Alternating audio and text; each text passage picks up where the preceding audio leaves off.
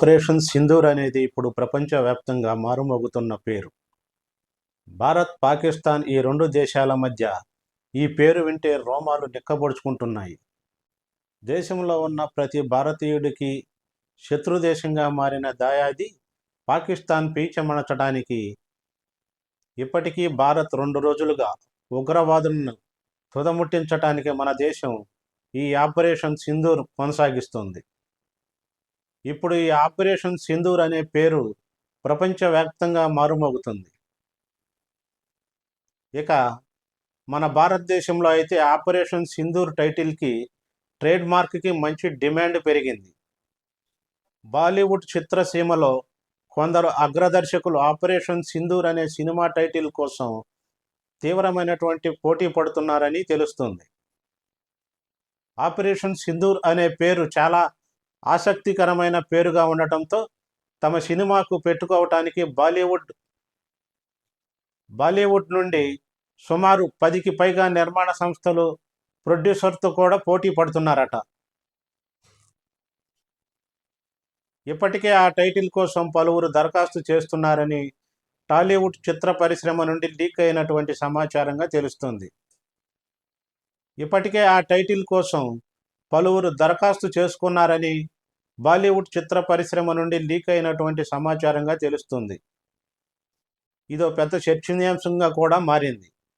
అసలు ఈ ఆపరేషన్ సింధూర్ అనే టైటిల్కి ఎందుకు ఇంత డిమాండ్ అంటే, కాశ్మీర్లోని పహల్గామ్ ఉగ్రదాడికి ప్రతీకారంగా భారత్ ఆపరేషన్ సింధూర్ పేరిట పాక్ పీఓకే లేని ఉగ్రవాద క్యాంపులపై దాడి చేసి సుమారు 100 మంది టెర్రరిస్టులను మట్టుబెట్టింది.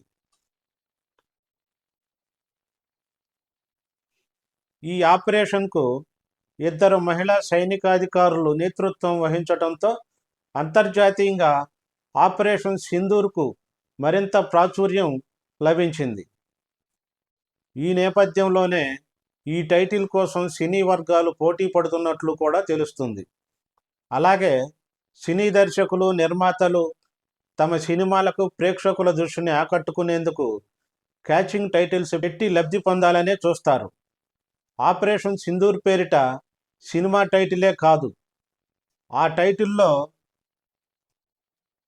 కుంకుమ భరిణిలు ఉండగా అదే లెటర్స్తో కొన్ని వ్యాపార సంస్థలు కూడా సింధూర్ అనే ట్రేడ్ మార్క్ కోసం ప్రయత్నాలు మొదలెట్టాయి. అలాగే ఆపరేషన్ సింధూర్ ప్రారంభమయ్యాక పుట్టినటువంటి ఆడపిల్లలకు సింధూర్ అనేటువంటి పేర్లు పెట్టడం కూడా జరుగుతుంది. భారతదేశపు సాంప్రదాయంలో వివాహిత మహిళలకు సింధూరం చాలా పవిత్రమైనది. ఆ సింధూరాన్ని పహల్గామ్ ఉగ్రదాడుల్లో మరణించిన కొంతమంది మహిళల భర్తలను దూరం చేసి శక్తులపై ప్రతీకార చర్య అనే అర్థం వచ్చేలా ఈ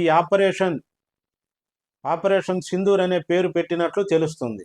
ఇలాంటి కారణాలతోనే ఆపరేషన్ సింధూర్ అనే టైటిల్ ఇంతటి ప్రాముఖ్యతను ఏర్పరచుకుంది.